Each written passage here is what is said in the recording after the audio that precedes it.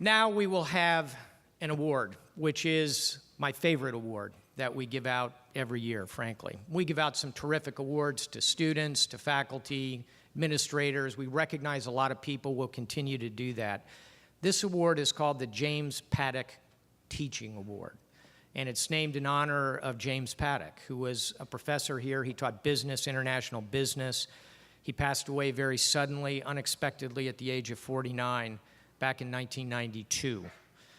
He was so well regarded by his faculty colleagues that collectively, working with his wife Ilga, they created the James Paddock Teaching Award, which every year goes to the faculty professor who quite simply exemplifies excellence in teaching. That, I will tell you from experience both as a student and as the dean here, that is a very tough selection as I look at this brilliant faculty. Every year, that decision is in the hands of the students. And this year, I'd like to ask one of your number to come up, Rebecca Aguilar, to come forward and announce the winner, from whom we will hear a few words. Rebecca, please join us up here.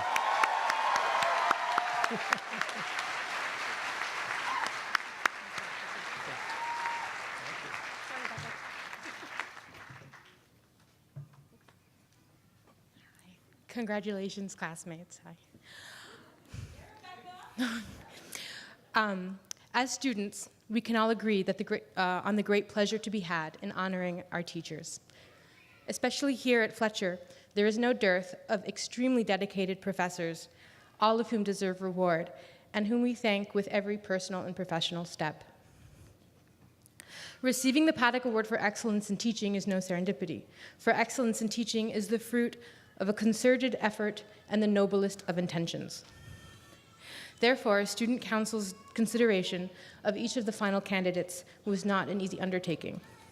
When asked by a student what motivates this year's winner, her response was very simply, helping people. 2 little words, producing prolific bodies of research in a young academic career and drawing the admiration from every community of which she is a part. Any one of her students and colleagues can attest to her immense generosity of spirit in the classroom and well beyond it. There is not enough to be said about Professor Jenny Aker, of her intelligence, her intellectual, there it is.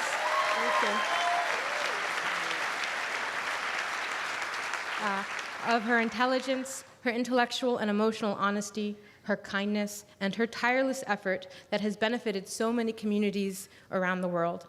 But perhaps she would appreciate me mentioning that, on average, the positive effects of her classroom intervention on student welfare and overall world well-being are both statistically significant at the 5% level and economically significant. Ceteris paribus. I could not. Yeah.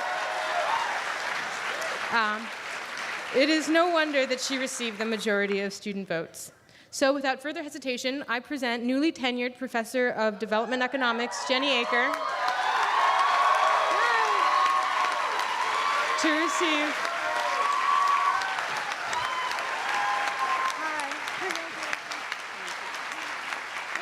I didn't finish. To receive the 24th annual James L. Paddock Award. Thank you. You're up. Okay. Sorry about the wait.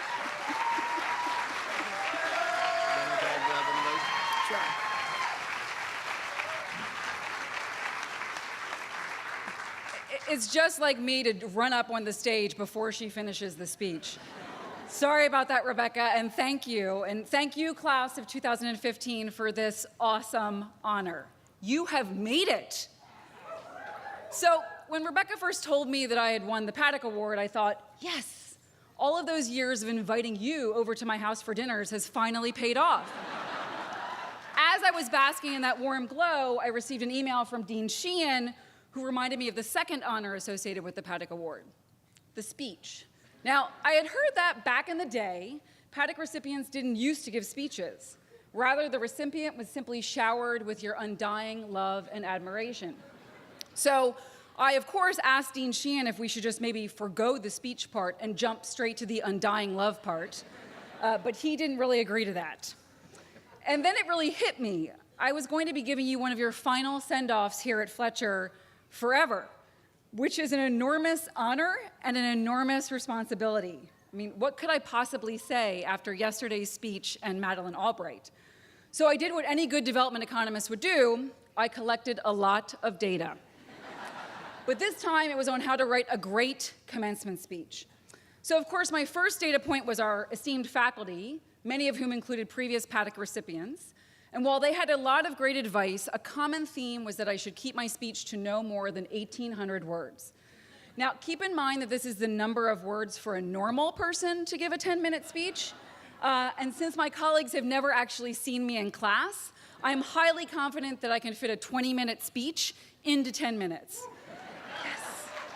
Sorry about that. So my next data point was, of course, you, my dear students. One of you helpfully suggested that I wing it, and another one of you suggested that I rap it, similar to my cameo in the Fletcher Follies video. Awesome. So, while I'm really happy that you have such faith in both my improv and my rapping abilities, I wanted to take this a bit more seriously. So my final piece of advice came from two people who have a lot of wisdom in my life, Dean Sheehan and my mom. And what did they say? Just thank them. So what did I learn? Be short, be thankful, and be me. So I'm gonna get started on those thank yous, okay? All joking aside, I'm really grateful to be here and to really kind of I want to begin my thank yous with you, the dear students. I not only thank you for allowing me to give you your final send-off, but I also thank you for allowing me to represent all of the faculty who are not up here today, but who are just as deserving of this award and who have earned your votes, your admiration, and your respect. That's awesome. I would also like to thank you for what you have really taught me. Every year I make my classes harder, yet class after class rises to the challenge. At some schools, I would simply be able to lecture, scrawl math on the whiteboard, and then keep on going. But you guys don't let this slide. At Fletcher, you want to know why. Why am I using math? Why will this be important for my career? Why would I ever estimate a wild cluster bootstrap? You guys demand that I continuously up my game. But more than that, your questions inspire me, your energy invigorates me, your criticisms fuel me, and your ingenuity inspires me. And my research assistants, well, quite frankly, you guys have saved me more than once. So you've now risen to this final challenge, your degree, which is going to be one of the many accomplishments that you're going to achieve over the course of your lifetime. Job commendations to marriage certificates, birth certificates to other degrees. But despite these future assured successes, which are either known knowns or known unknowns, I'm not really sure which one it was, I know that many of you are sitting there now asking yourself some nagging questions. Will I get a job? Which one? And will it lead me to my life's purpose and passion? The answers to these questions are really simple. Yes, I don't know, and I don't know, but it's all going to work out. Now, I'm going to reiterate that last answer for you and for your parents. It will all work out. I know that you guys expect me to say this because it is a commencement speech, but where's my evidence? How do I know? Well, this is how I know. 18 years ago today, I was sitting exactly where you are now, sweating under this awkward, itchy robe next to all of my friends, and I was asking myself the exact same questions. Now, at the time, I was lucky because I was deciding between a job with an NGO in Africa and a Fulbright in Morocco, and I had these two angels on my shoulders. One told me that if I didn't take that NGO job, I would never, ever work for an NGO ever again, and of course, I would never make a useful contribution to society. The other one told me that if I didn't take the Fulbright, I would never, ever get to do research again, I would never get into a PhD program, and I would be doomed to a life of mediocrity. At the time, that decision seemed so momentous and crippling. All I wanted was someone to tell me exactly which job was the right one to lead the path to a significant life. Now, either Goethe or Murray, no one is really clear who, said, until one is committed, there is hesitancy, the chance to draw back. But there is one elementary truth, that the moment that one definitely commits oneself, then providence moves too. Whatever you can do or dream you can do, begin it. Boldness has genius, power, and magic in it. Begin it now. Now you're probably thinking, why is she telling us to be bold? We've lived in remote areas of Sudan and Burkina Faso. We've served in the military. We've run businesses. We've responded to the Ebola crisis. We've survived econometrics, the role of force, and the historian's art. Right? We're Fletcher grads. All of that's true. I mean, you guys have the skills, the experience, and the passion to do whatever you want. But sometimes it's easy to forget that, especially when our lives are at a crossroad. Often we can be very afraid of even making a decision for fear that it's going to lead us astray from our life's purpose. So in those moments, it's really important to be open to new opportunities, even if they scare you, to find the courage to say no or yes, even when other people might be doubting you, to commit to a decision, whatever it is, and have faith that it will lead you to where you're supposed to be. 18 years ago, I chose that Fulbright, but ironically, I ended up working for that same NGO in Africa for the next 5 years. I then left that job, which I loved, and returned to an economics PhD at the age of 32 after not having taken a math class for 10 years. And that led me back here, where I never thought that I would be, but where I have a job that inspires me and which I really love. Now, if you don't believe my story, I'm not alone. Fletcher abounds with examples of graduates who have done that and much, much more. All you need to do is turn around and think of a young whippersnapper named Jim Stavridis, who graduated 30 years ago and then went on to become the Supreme Allied Commander of NATO. So I'm not alone here. Now, tomorrow you're all going to leave here and make your contributions in different ways, and your paths are going to be as diverse as the ones that actually brought you here. Some of you are going to stay home, some of you are going to return to your countries, and some of you will go to these different corners of the earth. But regardless of the path that you choose, Fletcher has prepared you to be bold in these decisions, but not to make these decisions blindly. And I'm not just talking about the hard skills that you've earned, which are super important, but also the soft skills, which I think are equally, if not more important. And what do I mean by this? I mean two things. The first is your ability to put yourself in someone else's shoes.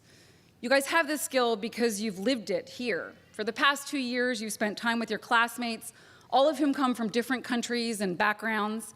And during that time, you've laughed together, danced together, drank together, and hopefully learned together. That shared experience has, I think, only strengthened your ability to understand where someone else comes from, regardless of their citizenship, economic status, ethnicity, or expertise. To understand why someone makes the choices that they do. To understand how your words and actions affect others, especially those who might not be in a position of power.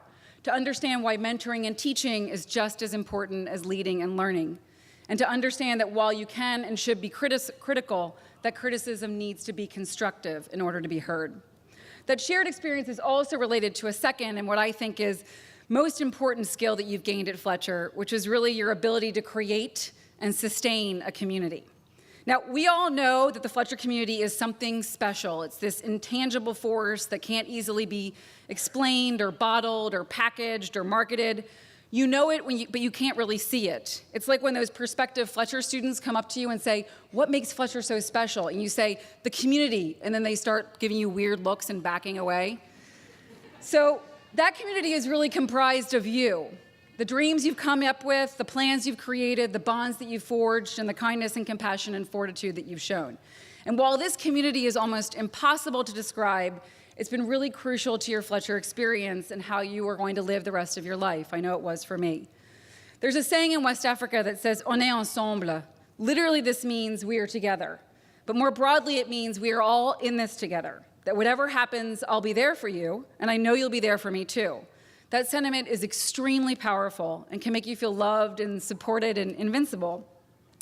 I've often wished that we could bottle up that sentiment and carry it around with us from Niger to Nepal to Baltimore, from Google to USAID to DOD. If I could do that, I feel confident that we could face any challenge. But here's the secret. You guys don't have to travel to West Africa to find that, because you've already found it here. Your mission, should you choose to accept it, is not to keep that secret to yourselves, but to take it with you and to recreate it elsewhere, however and wherever you can. And that is my last challenge to you. Congratulations. Let the rapping begin.